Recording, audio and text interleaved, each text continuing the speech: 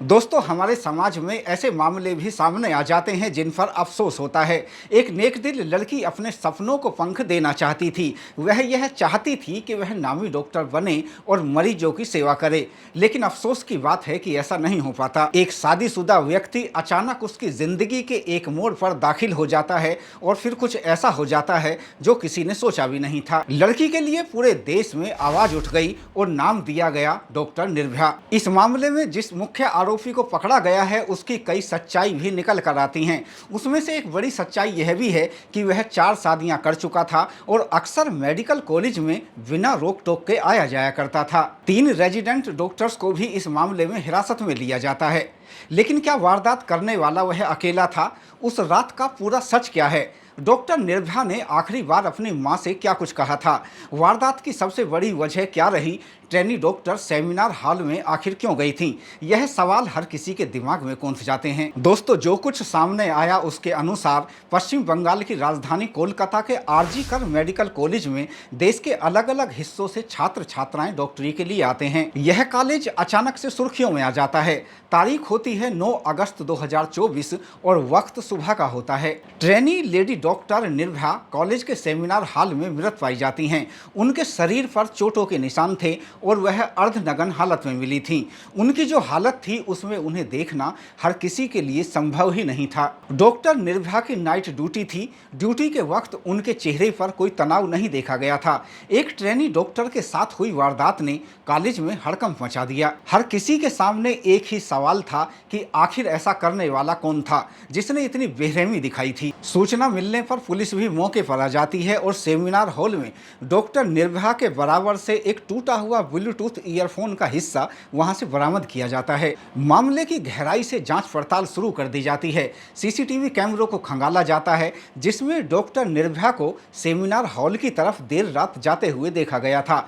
माना गया कि वह आराम करने के लिए वहां गई थी। इससे पहले उनकी अपनी मां के साथ मोबाइल पर बात भी हुई थी। मां ने उन्हें वक्त पर खाना खाने के लिए कहा था, जिसमें डॉक्टर निर्भया ने अपनी मां को बताया था कि वह टिफिन साथ लेकर आई हैं और वह वार्ड में ड्यूटी में बिजी हैं। सीसीटीवी कैमरों की ओर गहराई से जांच की जाती है तो उसमें देर रात एक व्यक्ति को सेमिनार हॉल की तरफ जाते हुए देखा जाता है। जब उसकी पहचान की जाती है तो उसकी पहचान कोलकाता के ही रहने वाले संजय रॉय के रूप में होती है। दरअसल संजय रॉय सिविक वॉलंटियर था। संजय आरजी कर अस्पताल में अक्सर आया जाया करता था। कई अन्य लोगों से भी पूछताछ की जाती है।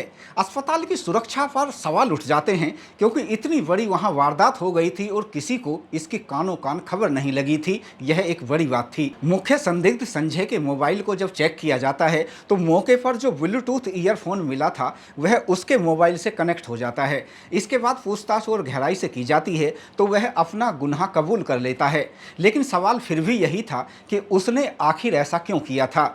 इस बीच निर्भया की पोस्टमार्टम रिपोर्ट भी सामने आ जाती है जिसमें निर्भया के शरीर पर 8 से भी ज्यादा निशान पाए जाते हैं। वह इस बात की पुष्टि करते थे कि उसके साथ जबरन गलत काम किया गया था। हालांकि निर्भया ने बचाव के लिए हर संभव खूब संघर्ष भी किया था। यह वारदात ही इतनी बड़ी थी कि दोस्तों इसने पूरे देश को हिलाकर रख दिया। रेजिडेंट डॉक्टर्स के संगठन federation of all India resident doctor association के बैनर तले डॉक्टर्स सड़कों पर आ जाते हैं।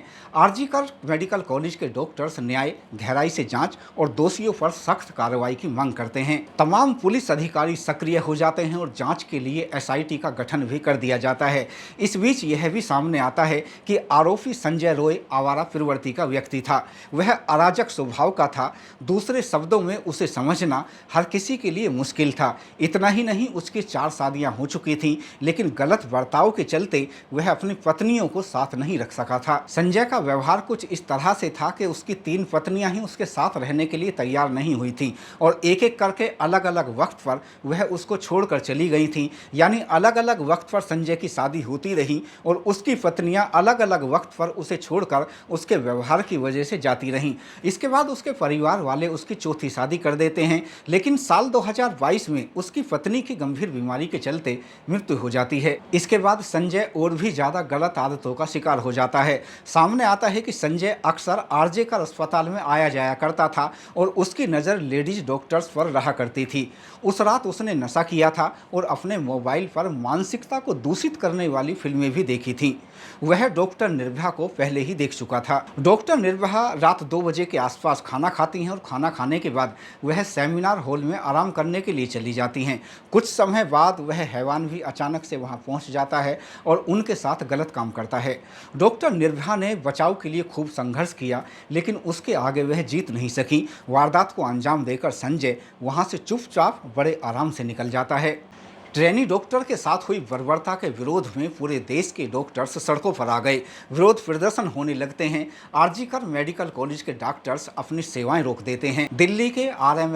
दिल्ली के आरएमएल अस्पताल, सफदरजंग अस्पताल, लखनऊ के केजीएमयू सहित देश के ज़्यादातर बड़े सरकारी अस्पतालों में न्याय की आवाज़ एक साथ उठने लगती है। इस बीच कार्रवाई का सिलसिला भी चलता है और आरजीकर मेडिकल कॉलेज के चिकित्सा अधीक्षक को उनके पद से हटा दिया जाता है।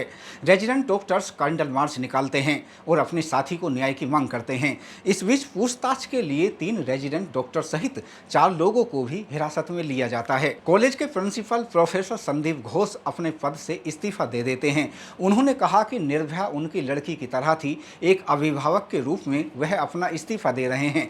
भविष्य में किसी के साथ ऐसा ना हो, यह वह चाहते हैं। आरजीकर मेडिकल कॉलेज के डॉक्टर्स को पूरे देश के डॉक्टर्स का समर्थन मिलता है। हर कोई न्याय, गहराई से जांच, सुरक्षा के पुख्ता इंतजाम और सीबीआई जांच की मांग करता है।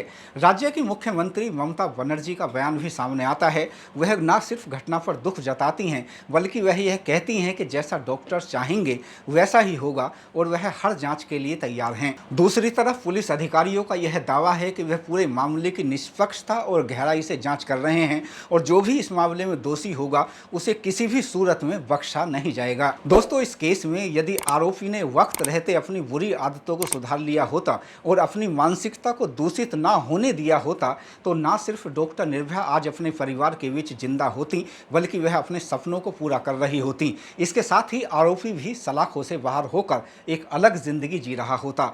लेकिन इस तरह के हैवानों के लिए सख्त सज़ा बहुत ज़्यादा ज़रूरी हो जाती है और वह सज़ा कुछ इस तरह से होनी चाहिए ताकि हमारे समाज में एक नज़ीर भी बन जाए, ताकि फिर कोई हैवान किसी लड़की के साथ इस तरह का कृत्य करने की कोशिश ना कर सके। पूरे देश के डॉक्टर्स अपने लिए सुरक्षित वातावरण चाहते हैं ताकि वह निर्भय होकर अपनी ड्यूटी को ईमानदारी से अंजाम दे सकें और निसंदेह ऐसा वातावरण उनके लिए होना भी चाहिए। दोस्तों, इस वीडियो पर आपकी क्या राय है, कमेंट बॉक्स में ज़रूर बताएं।